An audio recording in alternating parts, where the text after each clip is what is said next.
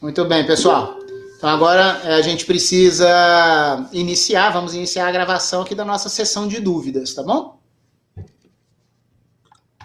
Oi, Léo. Pois não, Vinícius. Eu tenho algumas perguntas, mas antes de fazer, eu queria elogiar essa aula. Ela ficou muito clara. Eu acho que é a quinta vez que eu estou vendo uma aula desse mesmo tema e eu acho que é a primeira vez que ela ficou bem clara, assim. Que eu nunca entendi direito essas distribuições de partículas para Fermi-Dirac, para Bose-Einstein, ficou bem claro. Bom, Obrigado. mas vamos lá para as dúvidas. Eu tenho algumas perguntas, porque assim, a gente fez essas contas considerando estados discretos, né? Mas, mas a gente pode passar por um limite de contínuo, não pode? Devemos.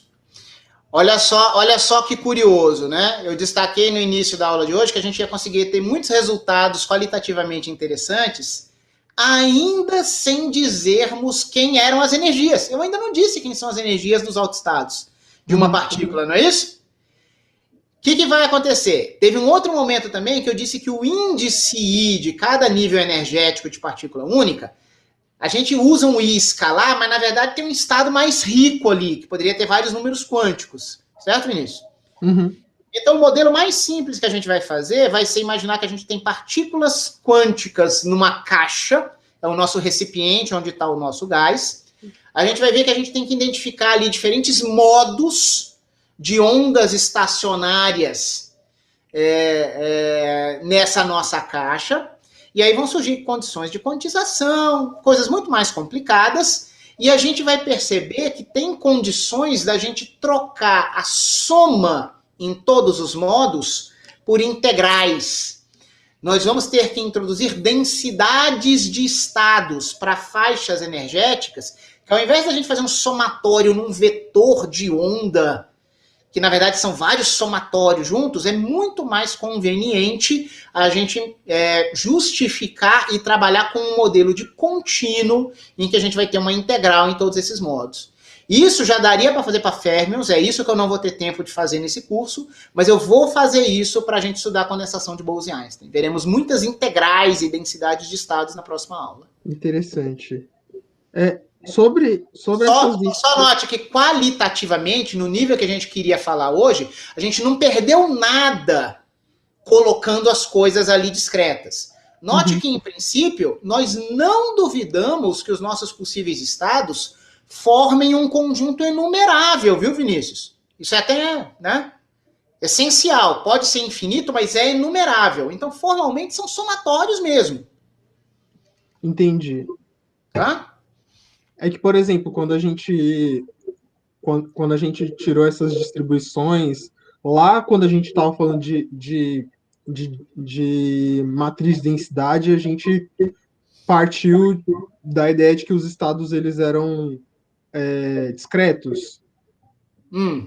Aí o que a gente vai fazer é meio que tomar o limite disso, pensando que a gente já conhece, tipo, de uma partícula na caixa e fazer a transição disso para o contínuo.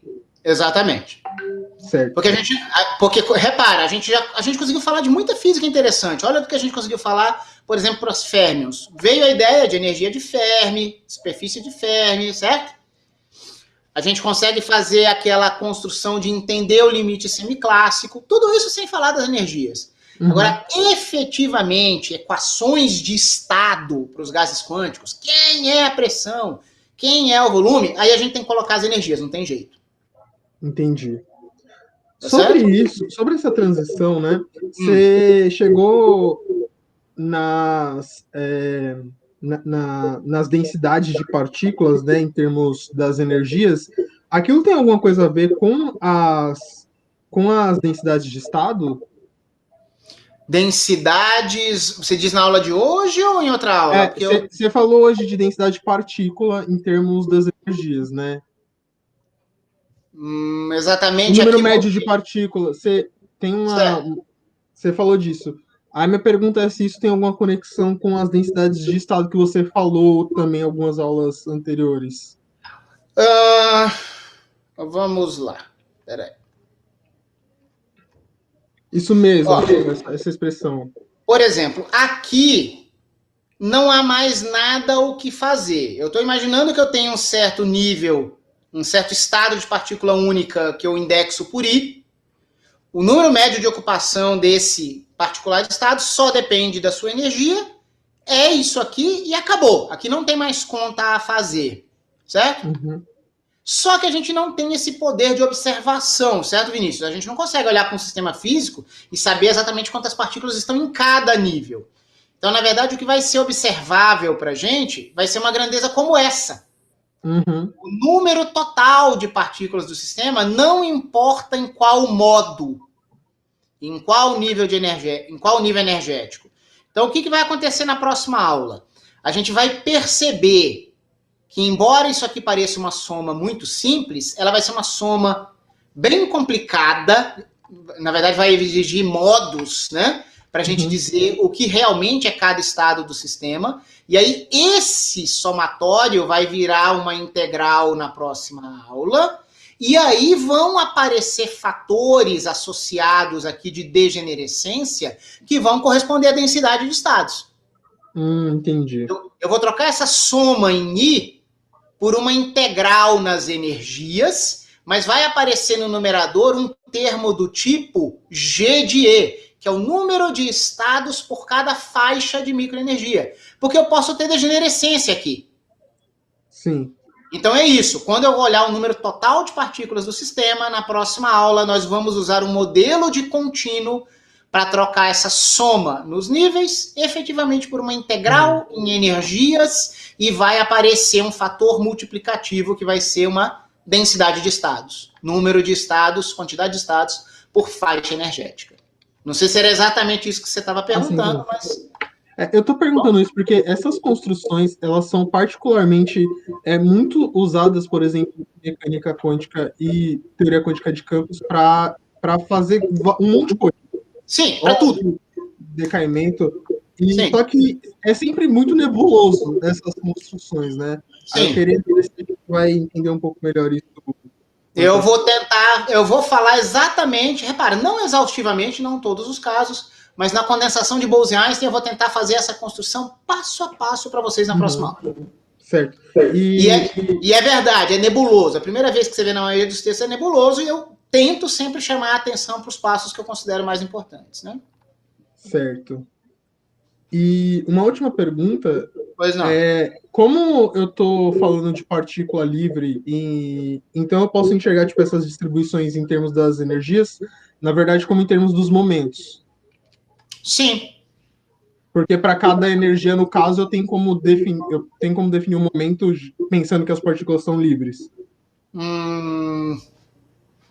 Sim, repara, a gente está imaginando que são gases ideais. Podem até ser quânticos, mas são ideais. Então, isso é algo muito curioso, né? Que há um tipo de atração efetiva entre os bósons, mesmo que você diga que eles não interajam diretamente, certo? E há um tipo de repulsão efetiva entre férmions em relação com a pura indistinguibilidade, não é isso? Por causa da natureza, certo? A natureza diz pra gente que a gente tem que simetrizar ou antissimetrizar as coisas. Certo. Bom, eram essas minhas perguntas. Obrigado, Léo. Imagina. Outras perguntas, pessoal?